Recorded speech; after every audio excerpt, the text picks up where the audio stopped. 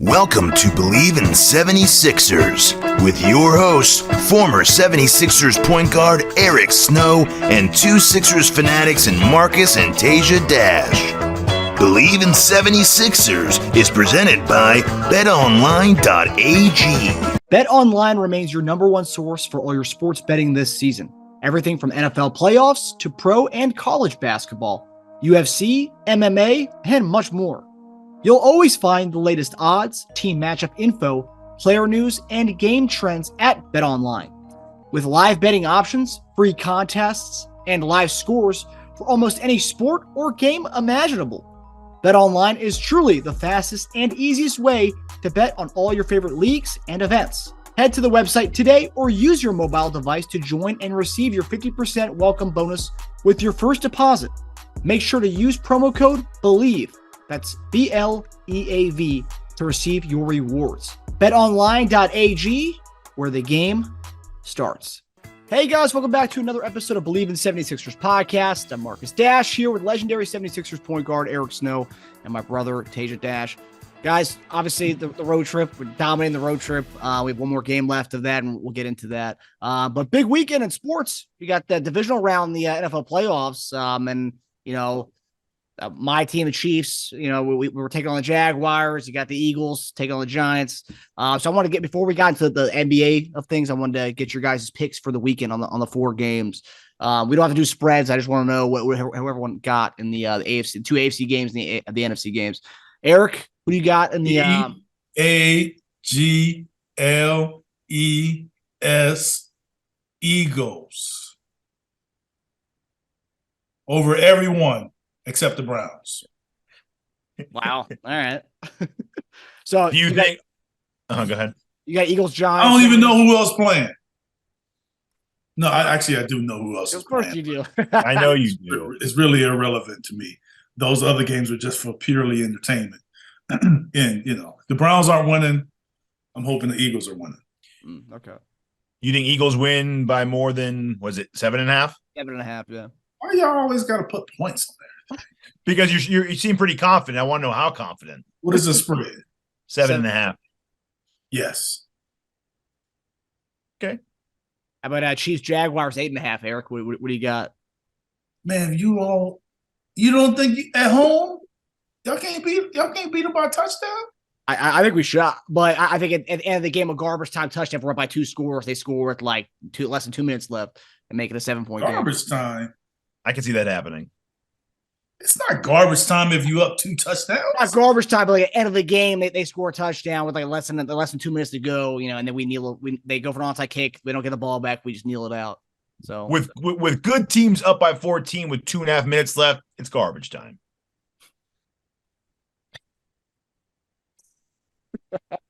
I know you've seen some things in Cleveland that the whole. What? Oh, you throwing shots? No, I'm just saying. I know you've seen some crazy endings with guys not going for touchdowns and not sliding before they go in the end zone, and teams coming back because of that. But garbage time, 2.5 minutes up by 14. I feel pretty safe about that. Let me put it that way. It's a low blow there, Tish. It's a low blow. No, you guys, you Chief guys are acting like Andy Reid and Patrick Mahomes has been there, y'all whole life or something. I feel like it sometimes, yeah. I want it for the rest of my life is what I want it for. Okay. I get it. And then the other two games, you got Dallas and San Fran. Who do you have in that one? So I have the Chiefs win, beating the spread and winning. And San Francisco and Dallas is who? It's a 3.5-point favorite. For who? San Fran's a 3.5-point favorite. Oh yeah. If there's a team, it's probably only 2 teams that I like in any sport that I just like totally dislike. Like I will never cheer for. And the Dallas team, it happens to be one of those 2. Mm-hmm. So San Francisco. And then Buffalo and Cincinnati, 5.5-point favorite. Buffalo. This is the one that's a little tougher to me. Mm-hmm. Yeah. You said Buffalo? Buffalo's a 5.5-point favorite, yeah. Man,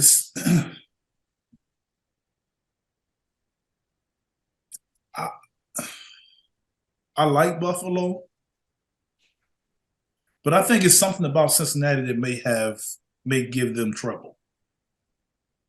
I don't know what it is, but I think it's maybe they think they better than them, or you know what I'm saying. But it's just something that I don't know. Maybe because they may pass, run the ball. I know that game didn't count, but I think being up the way it started, like yeah, I don't know if it may be because they were home, but I mean, I know we didn't see a lot of the game, unfortunately. It felt in their favor, though. I know Buffalo is playing for number 3, but I don't know if I'm picking. If I had to pick, I think the Bengals are going to win, even though I don't want them to because they're in my home state and they're down south, and we don't really care for them. But something tells me they're going to win. So hopefully I'm wrong.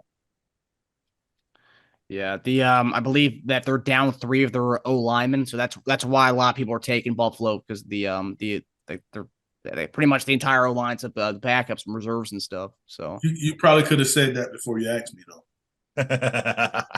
Well, I thought you knew.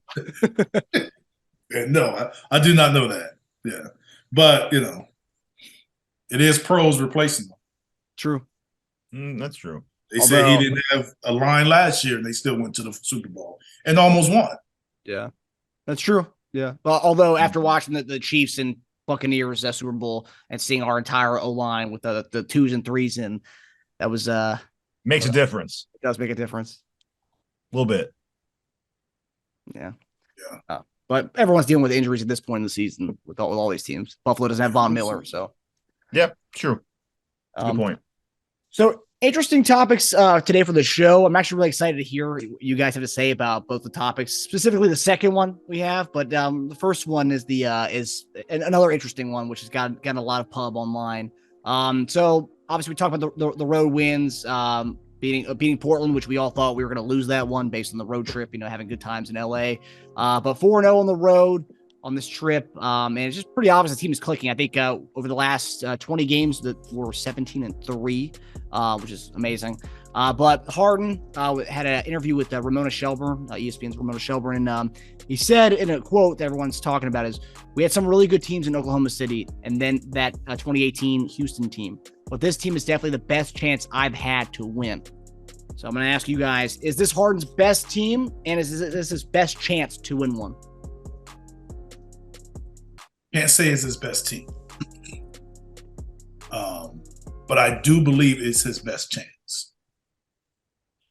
And the reason why I say that is because if you look at those other years, it was a clear favorite in each of those years. And I Bleav the clear favorite either won it or lost in the championship. So this year, I don't see a clear favorite. I think if you're going in, especially the way they're playing right now, they got to feel like they can beat any team in the East. And right now, if you can beat any team in the East, you can beat any team in the West. So from that standpoint, it's probably his best chance because it's not a situation where it's Golden State from the previous years. I mean, even Golden State won it last year, but nobody really thought they were, you know what I'm saying? They kind of happened. They weren't a shoe-in at all. They wasn't sure. We didn't feel like, hey, they're going to win it again. We didn't feel like that. Once they got to the finals, we felt like that. But going to the season and this part of the season, we didn't know. Whereas this year is sort of like, we don't know. I mean, team can get rolling like we're rolling now. If you carry that momentum and keep playing that way, somehow get home court, yeah, you're winning. Yeah, so I do agree that this could be his best chance of winning the championship. I do not think it's his best team, though. So let me ask a question. OKC Harden, 2018 Houston Harden, or this Harden? Rank those three. those versions.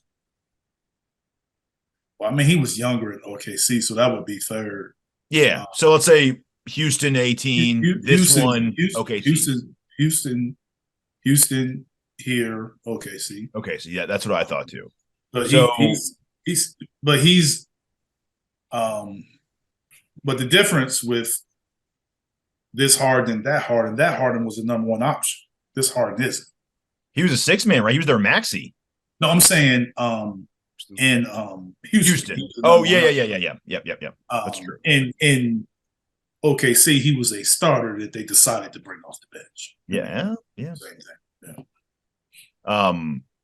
So I looked at everyone that had played 20 minutes or more on those teams. Durant, this is the OKC team. Durant, Russ, Harden, Ibaka, Perk, Cephalosha, Collison, and Derek Fisher. Houston, you had, this is the 2018 team. Ariza, Paul, Gordon, Tucker, Capella, Ryan Anderson, Mbah Mute, Gerald Green, Joe Johnson. Good names on there. Yeah. And with us, it's the shortest of all of them. Embiid, Harris, Maxey, Melton, Tucker, Milton, and then Niang's like 19.8, so I rounded up for him. So overall talent-wise, actually, it almost looks like the Houston team might be the deepest of that team. The Houston team was the most talented. Yeah. And it had the best Harden, which is very important. At best Harden, they had the most talented guys in their times of their career. And they had the best mold for their style of play. Mm-hmm. Yes. It was built. I think that Houston 18 was the mecca of all the builds around like Harden and what he needed. Defensive. I mean, that team had Golden State beat. Yeah, I know. I know. Harden had such a different narrative right now. Yeah, they had that team beat. It'd be so different. It's crazy. But yeah, I'd say thing is though, if we're going to second best player, we're just doing player by player. What CP3, Embiid in that time, Embiid's more dominant than CP3 was that year, I think. But you can't compare big man and point guard. You can't compare Embiid to CP. You got to compare Embiid to James and compare James to CP. Yeah. That's pretty valid, actually. That's 1-1-2-2. That's pretty valid. Okay. So that's a good one, actually. So Embiid now or Harden that year? That's the comparison. That's tough. That is really tough. And then Harden now and Paul are actually very comparable. Yes. And then you go to the third to be what? Gordon versus Harris. In their role. Eric Gordon was really, really good in this role. Yeah, and their stats are probably pretty comparable too. Really, really good in this role. And then you have Maxey, Ariza? You pick it. You can say Capella. Like, we don't know. Like, who was good in their role? Yeah. And Tucker was Tucker. That's pretty much a wash, right? So we don't. No, Tucker was better then. Tucker was definitely better then. What he was doing, yeah, he was. That's what 5 years ago. Yes, he was. Yeah. He was doing. Yeah. He could. His defensive prowess was more verse. It was superior then. Yeah, he was a little lighter on the feet then. Shot might he be was able to better defend. now. He was, back then he was guarding centers. He was guarding almost like 1-5. Yeah. So no, he wasn't the same guy. And then bench, I'd give them. I mean, Anderson, Gerald Green, Joe Johnson. Gerald Green played well for them. Yeah. So yeah, I overall probably lean. And that's funny that we went Houston even over OKC, even though they have Durant and Russ, but because they were all young. Yeah, that's true. That's true. I mean, if we look at those guys now, no, I would never pick anybody over them. Yeah. Yeah, and a lot of people do that too. They go into this with like today's view, right? Not what they were then. You have to kind of shuffle back to that. Yeah, pretty interesting. And Cephalosha was our Matisse Thybulle, by the way. Yeah, we drafted him. Sixers were the ones that actually drafted Cephalosha. Yeah. We traded him on draft night for Rodney Carney. I thought Carney was gonna be so good, man. I have a Rodney Carney jersey. Oh man. Cephalosha was one that, he was a 3-and-D. He fit his role. He played his role well. Yep. That's what you want Matisse to be, right? That's what we all want Matisse to be. Yeah. Yeah. Yeah. I'm not saying a word, man. You got that. That's you. You know what I want. All right, we'll say that. Okay. I mean, you were psyched about his play last night. You were he had a great game, man. His minutes on Lillard last night. He had a great game. Yeah, he did. Lillard had a hard time. I don't know if it's because of the defense or you just one of those off nights for him, but Thybulle was all over the place. A little bit of both. Yeah. Hey, Portland was rumored to be interested in Matisse this offseason. They should have anteed up a little bit. Yeah. Hey, he showcased for him. Lillard for Thybulle straight up. Yeah, when I got traded to Philly, they called like I was a free agent. I played 2 years in Seattle and I was a free agent. And Philly was one of the teams that offered me a contract when Larry Brown got there. Philly and Miami both offered me deals, minimum deals. And then Seattle was able to give me more. But we played Philly like twice that year. And within after we played them the second time, they start calling for a trade.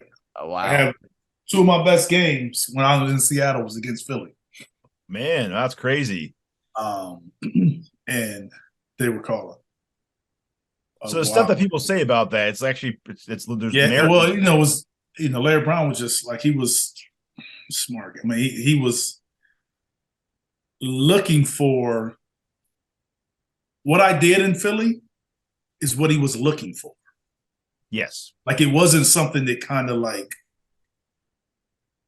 hey, now that we have him, we're able to move Allen to the 2. He was looking for that. A guy that could play the point the way I want the point to be played and defend bigger guards. Yep. And he knew the kind of team that he needed to build around Allen. He knew move Allen off the ball so he could be, who he is and who we all love, know. So. That's cool. That'll be something different, man. Love Coach Brown. Okay, so this is the second topic. This is the one that's, this topic's probably my favorite one. I can't wait to hear Eric's take on this.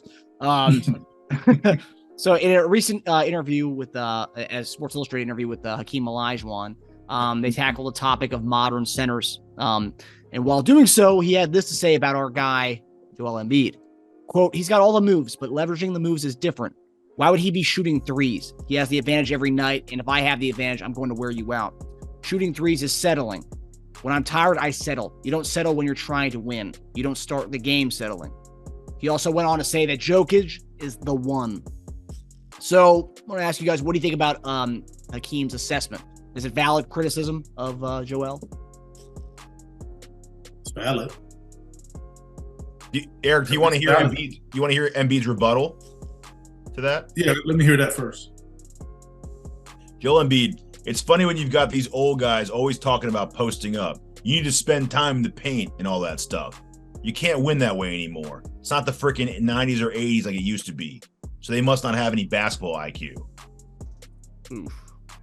Shots fired. Shots returned. Which one's more valid, you think? Hakeem. Because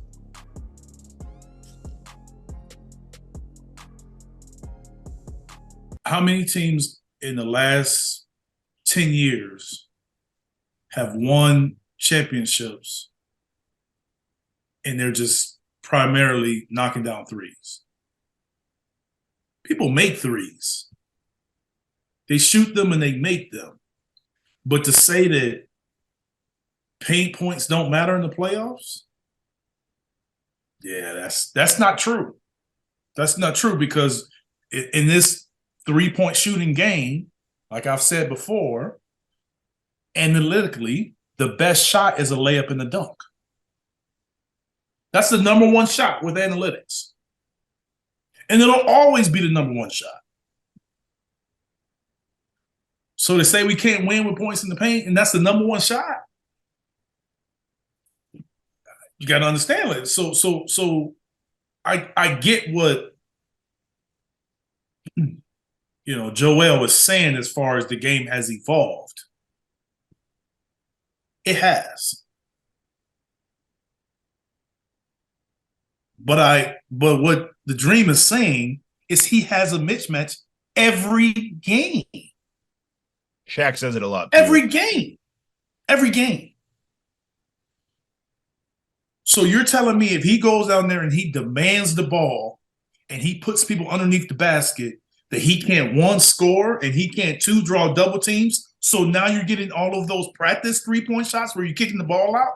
If he did that, what are teams going to do? Let me put it this way. What do you think opponents and other coaches say when he shoots threes? Good. Take that. So how is Dream wrong? I have my thoughts. I mean, but he does say early in games. Like he didn't just say shooting threes. It's like early in games. You haven't made them pay yet, and you're already taking threes. Yeah. It sounds insulting, but you could also interpret it as a compliment. That's what I'm saying. So it depends on, like, you got to listen to what he's saying. He's like early in games, he's shooting threes, and he has a mismatch every game. Yeah. I'm going to make him pay. So it's like settling. And in some ways it is. Yeah. It's everyone's taking it as an insult to him, but you don't have to look at it that way. It could also be a compliment because he's also saying no one can stop you when you're down there. I mean, but people don't hear that part. Yeah, they just they're say not hearing the part where he's saying threes. He has a mismatch every game. Mm-hmm. Yeah. And he doesn't take advantage of it. You guys don't see him shoot jump shots and threes and be like, man, get inside? All the time. He's been a little more like, no, I'm just saying, like, you think that when he misses those shots, what's the first thing that comes out of people's mouths when he missed 2 or 3 straight threes? What do you think they say? Stop shooting threes. And do what? Get your ass Go down to the paint. So how can you all say it, but one of the best singers that ever played the game can't say it? Personally, I think he had a lot of valid points. I went off a little bit when he compared to Jokic because Jokic actually shot more threes than Embiid did last year. So it's like, and a lower percentage. So how is he the one for his versatility? That part I didn't get because I want to, and I'm kind of ad-libbing when he didn't really say it, but I'm kind of almost taking it as if he's saying he's the one with his moves. That's what he kind of almost went that way because his different array of moves and the things that he can do. That's how I'm kind of taking it when he said he's the one from that standpoint. But to me, if it would be a concern for Joel, I think that same concern can be pointed towards Joker too. So I kind of like, if I agree with him, if I agree with the Dream and what he said about Joel, I think the same should apply to Joker, basically, is what I'm saying. Yeah. They're both extremely talented but I do think that there's times when they can take advantage of the matchups that they have more often than. Yeah. So we get into the playoffs and we play Milwaukee. They got to play Lopez the whole game. Yep. Every minute that he's in there. And that's they still gonna have to help. So we play Boston. How is it that we play Boston and people think Al Horford can guard Joel? How is that possible? Because of history. Because he's done it. Yeah. The people aren't assuming, they're going by what we see. Mm-hmm. That shouldn't be the case. Yeah. So yeah, I mean, again, I think what he said is valid. My question is too, here's why I play both sides, right? As you guys know. Well, first off, we got to know, like, what question was he asked? Oh, in the SI interview? Yes. What was the question? I think he was talking about just modern bigs and I think in general, how the game's kind of evolved with just the modern bigs out there. And, you can't talk about modern bigs without talking about, the Jokic Embiid, verse. But one thing's interesting about what Embiid said too, though, which I don't agree with him on, the 80s and 90s thing. That's the thing, man. The 80s and 90s, when you got down low, took a beating down there and there weren't fouls called. You do get those foul calls now. So, like you said earlier, you get doubled or you're going to go to the line or score. Yeah, one of those three things. I think with the 80s and 90s guys, you were always, majority of the time you were playing against a 7-footer each game. So, if a Dream was playing against primarily 6'8", 6'9" guys, he would destroy them. That's basically what he's saying. Yeah. I would destroy those guys. And he won. Yeah. Joel, when he says he has an advantage every game and he settles, you all think the same thing, just like almost every other Sixer fan thinks the same thing. When he shoots those threes and don't make them, everybody thinks that. He's averaging like 33. I can't complain about that, though. No. I'm just saying, so, okay, maybe he would average 39. Yeah.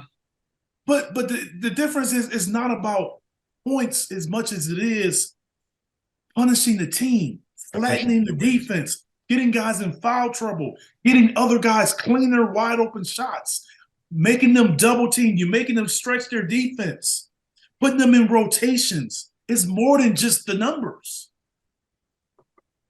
So if a coach has to come in and he has to game plan and do all of that, somebody's going to mess up.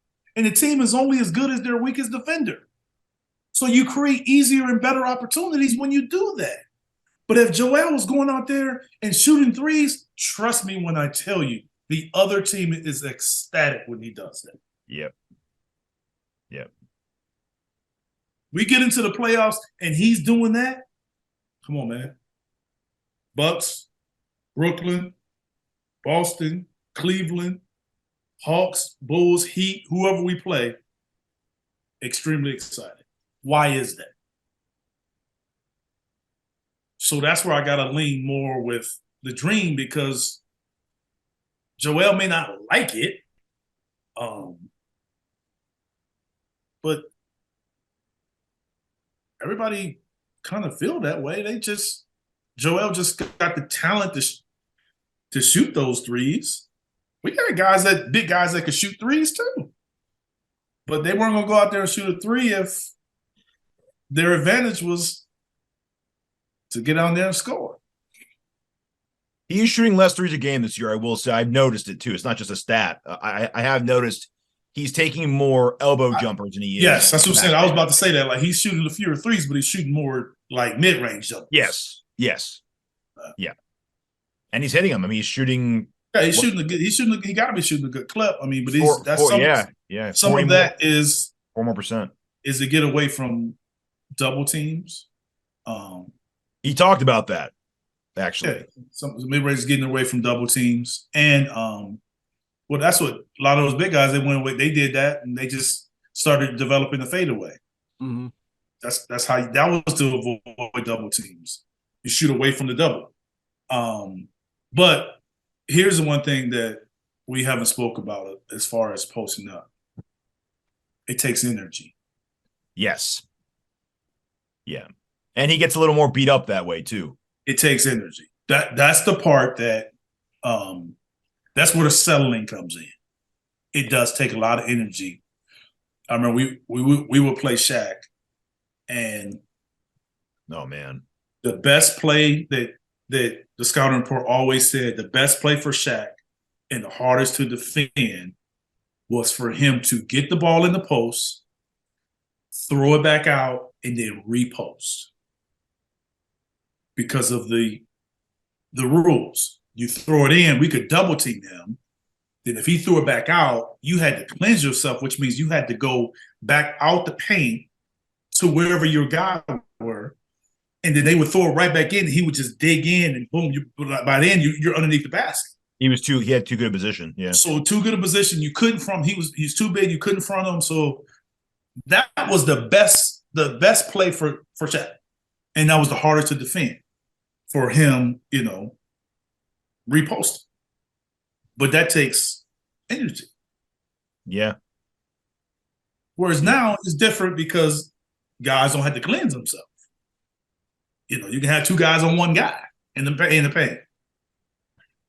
So that's where I'm kind of with Joel, is like the rules are a little different now. Yeah. Yeah, it's true. On how you can be defended down there. But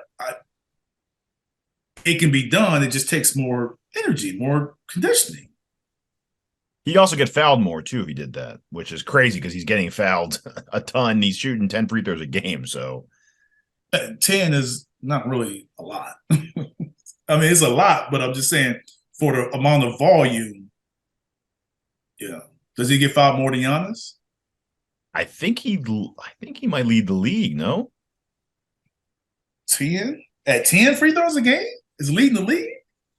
Let me see.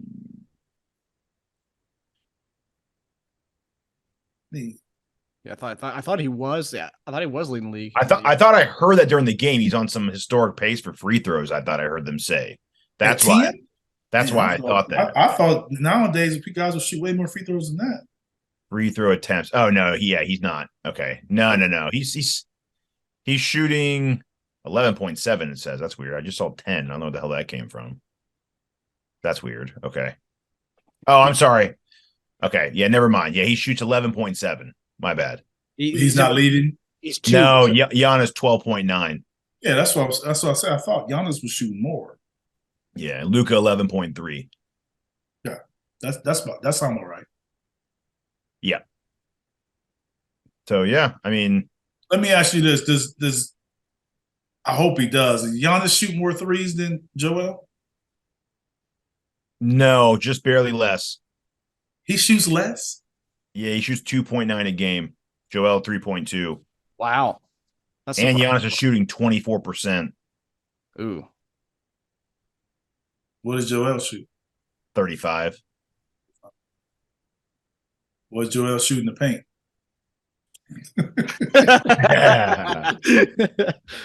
I bet you their paints are pretty close though. Huh? I bet you their paint percentages are actually really close though. Yeah, I'm just saying the paint percentage is better than the 35% from three. Yeah. It's funny, man. Joel shoots a better 3-point percentage than Luka. Luka was shocking to me. His 3-point percentage is actually pretty shocking. Someone sent me his 3-point percentage and his free throw percentage, and I was pretty shocked at both. These are all going to shock you. He shoots a better 3-point percentage than Luka, Gilgeous-Alexander, Trae Young, Jason Tatum, John Morant, and just a little lower than Lillard. Trae Young surprised me, but I actually knew that this was I had seen an article that showed that his 3-point percentage was down. Yeah. Alexander, his kind of, I didn't really know. I know he was scoring the ball a lot, but I didn't really know his percentage. Pretty crazy. I didn't know that. A lot of those guys, I mean, they take so many contested shots and tough shots. That's true. That's true. That's the difference. Now, I don't see Joel shooting as many, even though those out of those three that he may take, they're usually wide open. Well, like you said, defenses are ecstatic, so they want that. They want him to shoot those. They're not really running out on him because they're like, okay, go ahead. Run, you take that. Mm-hmm. Where some of those other guys take, especially like Lillard, take so many tough contested threes that any percentage that's above 37, 38 for them to me is good for the amount of difficulty in their shots. And they're shooting the volume is insane. They're shooting 11 of them a game, dude. That's incredible. Right. Gilgeous-Alexander's shooting not that many, actually. Yeah, Lillard's 10.9. That's Tatum's 9.5. That's a lot. I didn't know he was shooting that many threes a game. He shoots a lot of contested threes, too. Man. A lot of contested threes. Donovan Mitchell's having a great year. He's shooting 9.4 a game. He's almost 40%. Damn. That's impressive. So, yeah. I mean, Mitchell has went there and almost kind of like, they have a guard there. The Garland that made the All-Star team last year, and it's like he's still there. Yeah. It's changed. Mm-hmm. But yeah, he did. I mean, Joel did talk about that. He talked about how him and Hanlon studied a lot, and they figured out. He said, "Where can I be the best playmaker, and where can I be a better scorer without getting easily doubled every time?" And that was at the nail. So he started all of our work basically in those areas. Yeah, because most people won't double the nail. Because it's in. Not that he's not a threat from there. He's a better passing threat from there. Yeah. Because he can see the whole defense. You can't come from behind. You can't sneak. You know what I'm saying? So it's the face-up. That's like the triangle offense. It's very similar to catching the ball in that position, triangle offense. If you think triangle offense, you think Tim Duncan used to catch it a little higher. You think Dirk used to catch it there all the time. Like that's a very popular spot because it's harder to double there. Garnett, especially toward the end, too. It's harder to double from that position because most teams that are good are not going to double from the strong side. That's why most teams are going to put shooters on the strong side because they know you won't leave that guy because there's no one there to recover if he leaves. So you're going to have to come from the weak side, and teams just slash a guy to the rim. So even if you're not going to guard him from the three-point line, if you slash him to the rim, you got to guard him, which leaves an advantage on the weak side. So somebody's going to get a wide open shot. If you don't want that guy to shoot it, then you have somebody set a screen for the guy that you want to shoot the ball. Mm-hmm. That's why I'm saying that elbow position is so tough. And Joel has done well from that position, but teams are going in the playoffs. Teams are going to say, "We'll give you those longer twos." Mm-hmm. That's what they're going to say, and that's probably contributing to him averaging more assists per game this year. I think he's averaging more assists per game this year than he's had in the past. Correct? Some of that could be same as last year, but more than the years before that. He has more talent around him as far as offensively. Yeah. Yeah, he's the eye test though. He's looked better passing the ball. I've noticed he's definitely way more comfortable, light years away where he was years ago with and when he gets doubled and just passing his vision in general. I mean, he's not Jokic, but yeah, he's not the one. Well, that was a big thing that a lot of the Sixers fans online were saying. It's that the fact that Olajuwon would say that Jokic is the one, whereas like there's a long kind of history with Embiid looking up to Olajuwon, is that like that's the player he modeled his game after and stuff, and like, and I Bleav Olajuwon they did some NBA TV video like documentary with both of them, talking about how Embiid like looked up and idolized him, but yet Olajuwon comes out in this article and says that Jokic is the one and not Embiid being the one. So maybe this kind of thing will help him out and put some fire on. Yeah, I mean, maybe he's trying to motivate him. It's obvious that the MVP voters think he the one too. Yeah. Yeah, it's true. No, well, yeah. Well, I'm just saying. Olajuwon isn't alone. No. Feeling that way. I know. Jokic is probably going to win another MVP this year, especially if Denver's number one. Yeah. Well, look, I think maybe the most justifiable MVP for him, actually. Yeah. This year's a better case than last season. I know. It's crazy. Man. Three straight for Jokic would be kind of crazy. Yeah, I mean, it's hard. I mean, Come on, man. I've seen guys that Like Steve Nash's MVPs, man. Come on now. yeah, I mean, but that's what I'm saying. Back then they were, it's so different because Steve won because he was good, but also because his team was The team was top. awesome. Yes. Yeah. But nowadays you throw that my team win in there, and now they say it don't matter. Like that's what I'm saying. Like it's just different, man. It's Unless just it's different. Jokic. I know it matters. No, I'm just saying because last season it didn't matter with his winning, No, didn't. right? So why does this year matter? Yeah.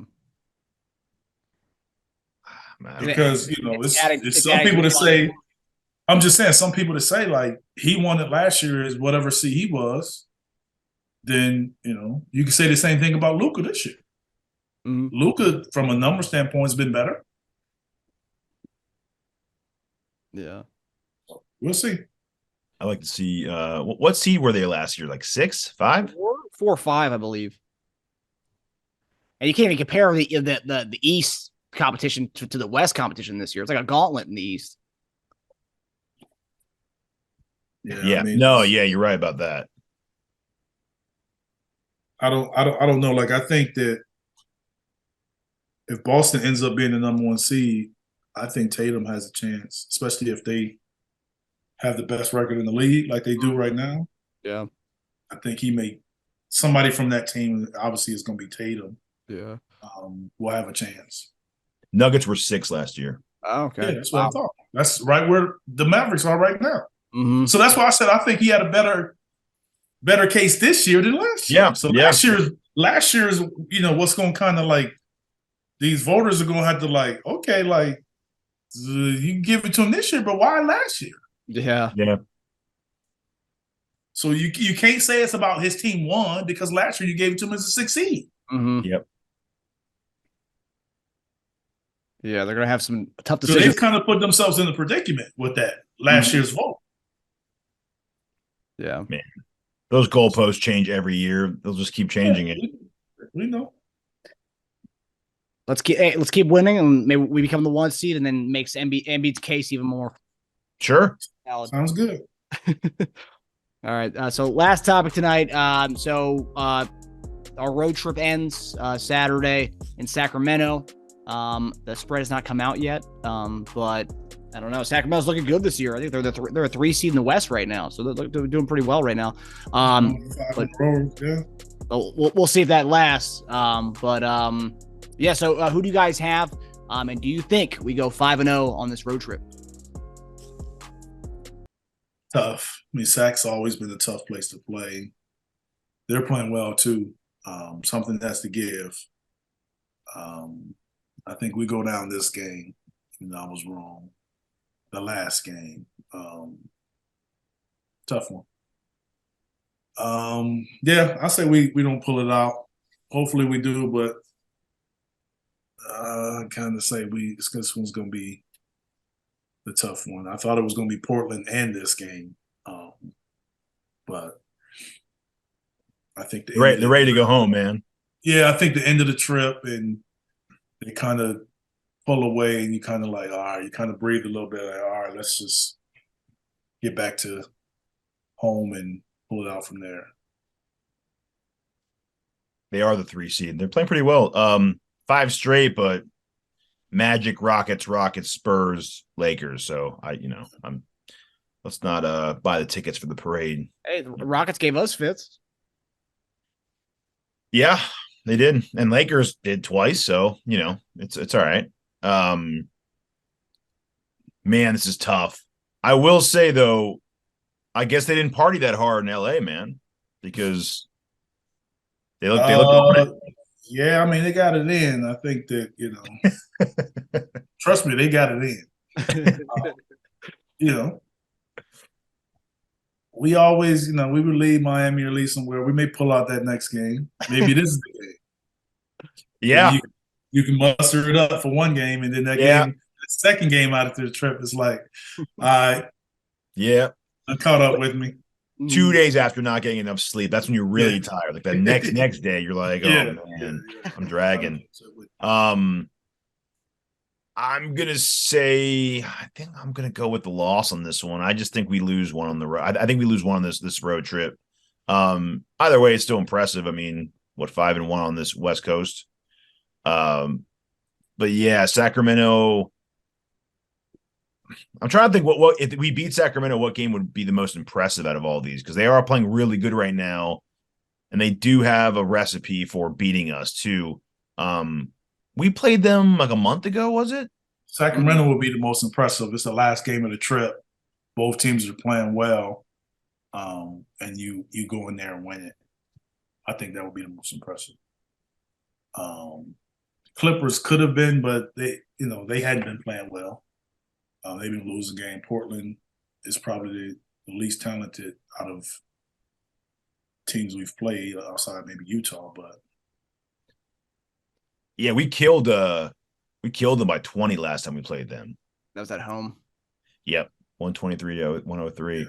I think they had their guys, or maybe Fox was out that game. I thought they had maybe some kind of injury or something, but yeah, I'll chalk us up for a loss, but I think it'll be close. So I don't think at this point we're laying down for anyone. At least that's out of our system. We expect teams to lose for us because of who we are and who we signed this offseason. That stuff's done. So, yeah, Fox did play that game. He had a bad game. I think it was 5 for 15 or 5 for 17 in that game. They were ice cold. I remember that now. They were 10 of 42 from 3, so they couldn't buy a bucket. Yeah, their starters were 4 of 24. Yeah, 4 of 22. Okay. They were playing well coming into our game too. I Bleav so. Yeah. Yeah. So, I think we might have made a joke about them like playing well too. Yeah. And they've kept up with us since then, right? Kept up. Yeah. Good for them. Yeah. Right. Hopefully same thing can happen this game. So. Mm-hmm. Yeah. All right, fellas. Well, that does it for us. Thanks for tuning in to Bleav In 76ers presented by BetOnline. We'll see you guys next week as we preview the Brooklyn and 76ers game, which is Wednesday night. Ooh, can't wait for that one. No Durant though, so that kind of ruins it a little bit, but it'll still be interesting. Still Simmons returning to Philadelphia. That's always fun. Yeah, definitely. All right. Well, last time we played them, we didn't have anyone, right? So yeah. True. All right, guys. Well, I hope you guys enjoy the divisional NFL weekend and the Sacramento game to finish off the road trip. All right, take it easy.